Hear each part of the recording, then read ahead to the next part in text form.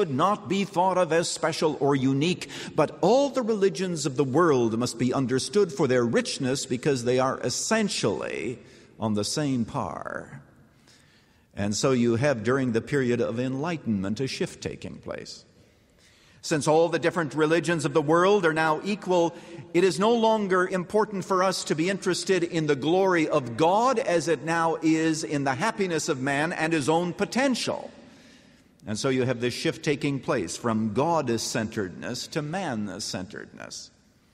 There's another aspect of the shift, and that is objectivity to relativism. Relativism says that there is no objective truth. There is no standard by which anything may be judged morally or in the realm of religion, and therefore the best that we can do is to accept the shifting sands of the times. Now, there's a reason for that, and there's a reason why shift number one leads to shift number two.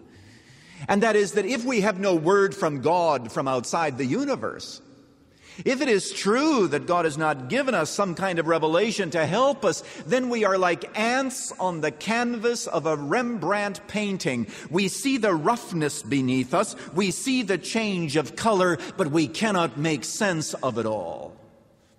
Now, the human mind is very brilliant when you stop to think of it. We have put men on the moon. We make pocket calculators. All of these gadgets involve a lot of knowledge and a lot of wisdom. But when it comes to religion and morality, we don't have the building blocks. We don't see the whole picture. And if God has not spoken, why indeed all that we can do is grope around, and we have to be relativists, because then it is true that no one opinion is really better than any other opinion. And I think that you will agree with me that in America today we have made a tremendous shift. A shift from the idea that everybody has a right to his own opinion, which we would agree to the absurd idea that every opinion is equally right. And that's where we have come to. There's a third shift, and that is from objectivity to pragmatism. That word pragmatism means an emphasis on whether or not something works. William James wrote a book on pragmatism in which he said that the religions of the world cannot yet be evaluated. All of the evidence isn't in, because he says the best religion is the one that works the best, and we have to withhold judgment because we have not yet had enough time to know which one works the best, which one gives you the biggest bang for your buck. He spoke of it as the cash value of a religious belief. And so we're in a milieu today, we're in a context in which everybody is into self-help programs. Everybody is saying, how does it work, and how does it work for me? And Christianity has to compete with this. Well, let me ask you something very candidly. Does Christianity work? It depends what you mean. Ask the Nader family this morning whether or not Christianity works.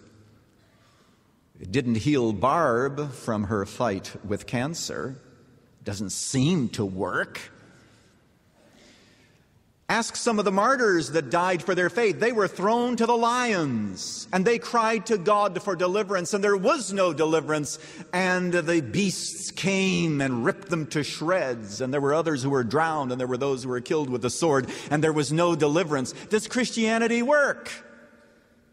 My dear friend, we have to ask the question, does it work? For what? For how long? And for what ultimate purpose? Now, of course, if you're talking about eternity, if you're talking about rectifying our broken relationship with God, why indeed then Christianity does work. If you look at it from the standpoint of eternity, it works very well, because we believe that Jesus has the credentials to take those who believe in Him directly to heaven at death, whether they go by cancer or by wild beast. It works very well. Can't you understand modern man who's into it and saying, well, I want to know whether or not it works right now, and I want to see how it works. So that's the context in which we find ourselves in America. Superficial observations regarding working. Fourth, there's the move from reason to feeling. You know, the Puritans and the Bible would certainly emphasize the mind of man and the unity of the mind and the heart, so that we are thinking beings and so that we hold certain truths very dear to us. But that's not where we are today in our culture.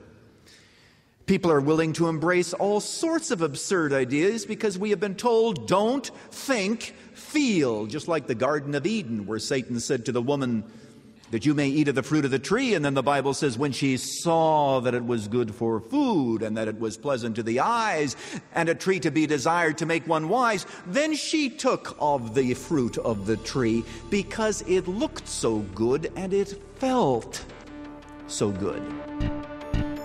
Well, this is Pastor Lutzer, and a recent study has just been released that indicates that most people choose their view of God based on their emotions and desires. So glad that you've tuned into this series of messages that tries to help us to understand how wrong that is.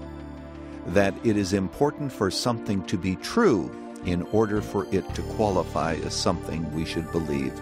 You tune in next time. Dr. Erwin Lutzer, wrapping up part 1 of The Icon of Tolerance, the first message in his series, Christ Among Other Gods. Tomorrow, more about why today's passion for tolerance is really a denial of the possibility of absolute truth. Running to Win comes to you from the Moody Church in Chicago. Knowing why Christ transcends all other religious founders is key to defending your faith in a confused culture. Pastor Lutzer's book, Christ Among Other Gods, will be sent as our thank you when you give a gift of any amount to support Running to Win. Just call us at 1-800-215-5001. That's 1-800-215-5001. Online, go to offerrtw.com or write to us at Running to Win, Box 11174, Chicago, Illinois, 60611. Join us for our next Running to Win.